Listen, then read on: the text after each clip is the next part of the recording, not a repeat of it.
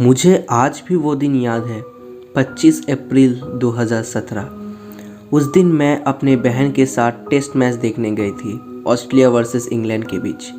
मैं और मेरी बहन बहुत बड़े क्रिकेटर फैंस हैं। मेरा फेवरेट प्लेयर स्टीवन स्मिथ है और मैं उसके एक्स्ट्रा ऑर्डिनरी बल्लेबाजी देखने गई थी। मैच ऑस्ट्रेलिया के वक्का स्टेडियम में था। मेरी बहन की बॉयफ्रेंड किसी स्टेडियम के अथॉरिटी को जानता था। उसने हमें फ्रंट रो के 2 टिकट दिलाए थे। मैं पूरी दिन बहुत एक्साइटेड थी। स्टीवन स्मिथ को लाइव खेलते हुए देखना मानो मेरा सपना सच हो रहा था। मेरी बहन ऑफिस से छुट्टी ले ली और सुबह को मैच देखने के लिए निकल गए। हमारा घर स्टेडियम से ज़्यादा दूर नहीं था, तो हमें वहाँ पहुँचने में बस 20 से 35 मिनट लगे। वहाँ पे लोगों की बहुत बड़ी भीड़ लगी हुई थी।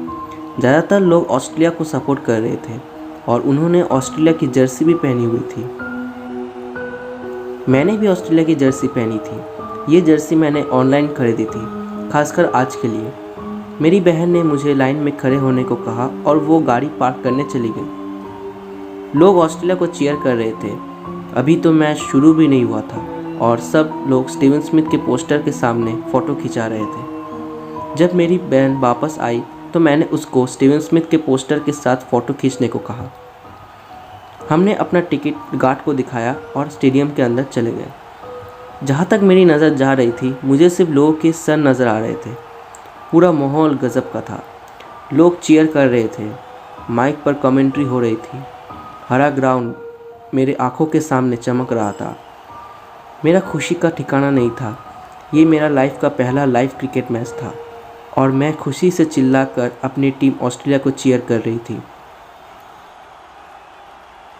अंपायर ने दोनों टीम के कैप्टन को टॉस के लिए बुलाया। जैसे स्टीवन स्मिथ टॉस के लिए ग्राउंड में आए, क्राउड और ज़ोर से चीयर करने लगा। ऑस्ट्रेलिया ने टॉस जीता और बॉलिंग चूज़ किया। हम लोग ये मज़ेदार मैच देखते देखते कोल्ड ड्रिंक्स पी रहे थे और पॉपकॉर्न खा रहे थे। मैं और मेरी बहन बहुत सारे फ़ोटोज़ खींचे। पता ही नहीं चला टाइम कब बीत गया। मैंने बहुत ज़्यादा कोल्ड ड्रिंक्स पी ली थी, इसलिए मुझे बाथरूम जाना था।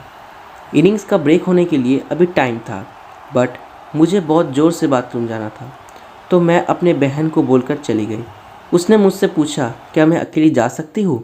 मैं उसको बोला कि डोंट वरी, मैं चली जाऊँगी। मेरा प्लान था जल्दी बाथरूम जाकर वापस अपनी सीट में बैठ जाऊँ। मैं स्टीवन स्मिथ की बैटिंग मिस नहीं करना चाहती थी, तो मैं उठी और क्राउड के बीच में से एग्ज़िट गेट की तरफ जाने लगी। एग्ज़िट गेट में पहुंचकर मैंने एक सिक्योरिटी गार्ड को वहां देखा। मैं उसके पास गई और उससे पूछा कि लेडीज़ बाथरूम कहाँ है। उस गार्ड ने मेरे लेफ़्ट के कॉरिडोर की तरफ इशारा किया और बोला वॉशरूम एंड में है। मैं कॉरिडोर की तरफ चलने लगी। लोगों की क्राउड पूरी हॉलवे में गूंज रही थी। जैसे जैसे मैं वॉशरूम की तरफ जाने लगी, वैसे वैसे लोगों की क्राउड धीमी होने लगी। वो एक लंबा कॉरिडोर था और आसपास सफ़ेद दीवारें थी। कुछ लाइट ऑफ थी और कुछ टिमटिमा रही थी। जब मैं वॉशरूम की तरफ जाने लगी, वॉशरूम में कोई नहीं था। मैं राइट साइड के तीसरे वॉशरूम में गई। जैसे ही मैंने अपना काम करना शुरू किया, तभी मेरे बगल वाली वॉशरूम से आवाज़ आई। ऐसा लगा जैसे मेरे बाद वॉशरूम में कोई घुसा। मैंने पहले ही बताया कि वॉशरूम लंबा और चौड़ा था, तो अगर कोई उस तरफ से आई तो उसे मेरे साथ ही घुसना था। ऐसा हो ही नहीं सकता कि पूरे रास्ते में मुझे बिना देखे कोई आ जाए। कैसे भी करके मैं अपना काम ख़त्म करके अपनी सीट में जाना चाहती थी। जैसे ही मैं बाहर जाने लगी, मुझे किसी की रोने की आवाज़ पास वाले बाथरूम से आई। मैं वॉशरूम से बाहर आई। वॉशरूम की लाइट बहुत डरावनी तरीके से टिमटिमा रही थी।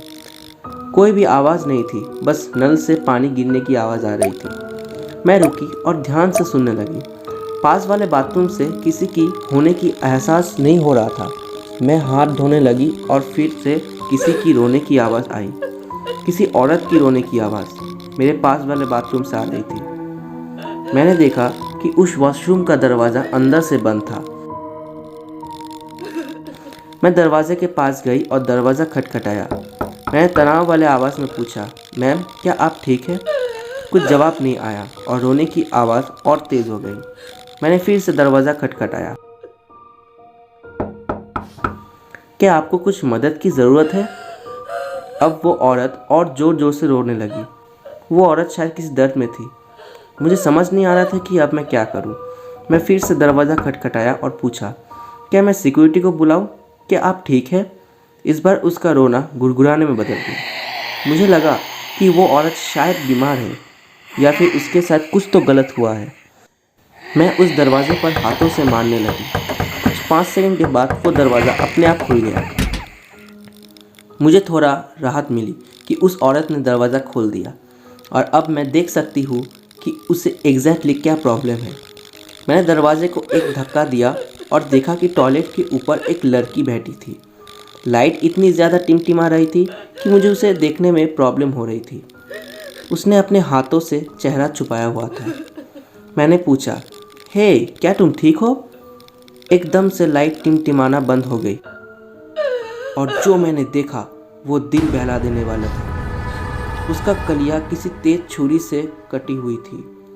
वो चोटें इतनी गहरी थी कि मैं उसकी लाल मांस भी देख पा रही थी। उस चोटों से बहुत खून बह रही थी। नीचे ज़मीन पूरी खून से भर गई थी। मैं हाँफते हुए कुछ कदम पीछे गई, पर किसी ने मेरा पैर नीचे से जकड़ लिया था। मैं तेज़ सांस लेते हुए कहा, ये तुम क्या कर रही हो? फिर उसने अपना चेहरा उठाया और मेरे आंखों में देखने लगा।